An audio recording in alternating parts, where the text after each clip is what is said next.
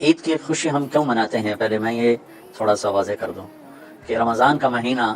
اللہ نے پورا ایک ہمارے لیے خوشی کا مہینہ بنایا ہے، جس میں اللہ کی جنت کے دروازے کھول دیے جاتے ہیں، جہنم کے بند کر دیے جاتے ہیں، شیطان قید کر دیے جاتے ہیں، جنت کو روزانہ سجایا جاتا ہے، اللہ کا عرش پہلے آسمان پہ آ جاتا ہے، اللہ کی طرف سے اعلان ہو رہا ہوتا ہے، کوئی بخشش چاہنے والا، کوئی حاجت مانگنے والا، فرض 70 فرضوں کے برابر ہو جاتا ہے اور نفل فرض کے برابر ہو جاتا ہے، اور نفل اور فرض کا فرق اتنا بڑا ہے کہ قیامت تک 2 رکعت نفل پڑھتا رہے تو فرض رکعت کے ایک سجدے کے برابر نہیں، اور اس میں جو مر جاتے ہیں اہل ایمان ان کا حساب نہیں ہوتا، ان کو قبر میں منکر نکیر نہیں آتے، اللہ تعالیٰ ان کو معاف فرما دیتا ہے۔ اس طرح 29 دن رات یہ سلسلہ چلتا ہے، اور آخری رات پھر اللہ تعالیٰ اعلان فرماتے ہیں کہ میرے بندوں نے رات کو قیام کیا، یعنی تراویح کی نماز پڑھی، دن میں روزہ رکھا، تو میں نے اس پر ان سب کی بخشش فرما دی۔ تو اس خوشی میں پھر ہم سب مل کر اللہ کی بارگاہ میں شکرانے کے مل کر 2 نفل ادا کرتے ہیں اور اللہ کا شکر ادا کرتے ہیں کہ یا اللہ تیرا شکر ہے تو نے ہمارے گناہوں کو معاف فرمایا، جہنم کو ہم پہ حرام کیا، جنت کو ہم پہ واجب کیا۔ اصل تو عید کی خوشی کی یہ وجہ ہے۔ آپ عید کے لیے غسل فرماتے تھے اور اپنے کپڑوں میں سے اچھے کپڑے منتخب فرماتے تھے، اور فجر کی نماز کے بعد آپ اشراق نہیں پڑھتے تھے اس دن، باقی آپ کی ساری زندگی کا معمول تھا کہ فجر کے بعد آپ اشراق پڑھتے تھے، لیکن اس دن آپ اشراق نہیں پڑھتے تھے، غسل فرما کے پھر کچھ کھا کے، کوئی میٹھی چیز، کھجور عام طور پر ہوتی تھی، کھجور کھا کے پھر آپ عیدگاہ کی طرف تشریف لے جاتے تھے اور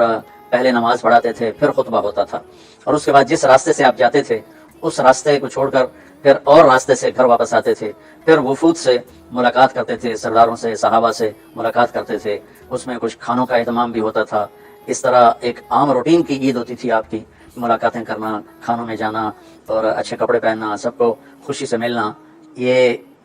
عید الفطر پر آپ کا یہ معمول تھا۔ باقی جو اداسیاں ہیں،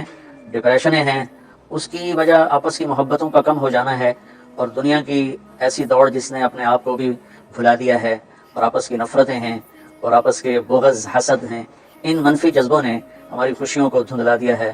ورنہ رمضان کا ہر لمحہ خوشی کے لیے ہے اور عید اس کی بھیک ہے، اور پوری زندگی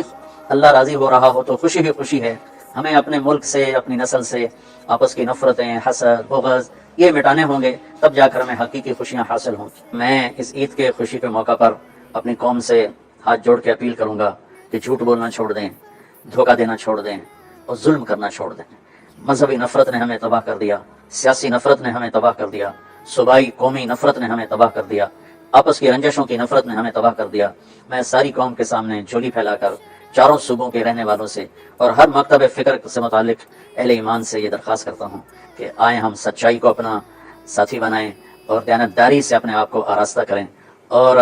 انصاف کا ساتھ دیں، نہ ظالم بنیں نہ ظالم کا ساتھ دیں۔ اسلام 2 چیزوں کا مجموعہ ہے، ایک اللہ کا حق ہے جو عبادات کی شکل میں ہے،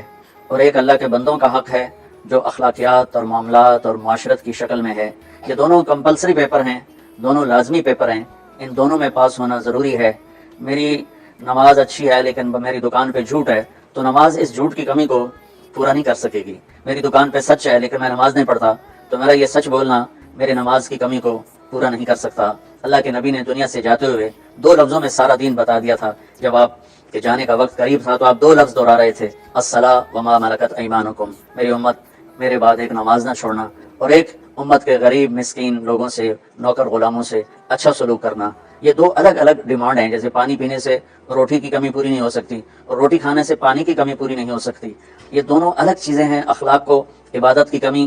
پر نہیں کر سکتی، اور عبادت کی کمی اخلاق کو اور اخلاق کی کمی کو عبادت پورا نہیں کر سکتی۔ ان دونوں چیزوں میں پاس ہونا ضروری ہے، تب جا کر ایک معتدل معاشرہ وجود میں آتا ہے۔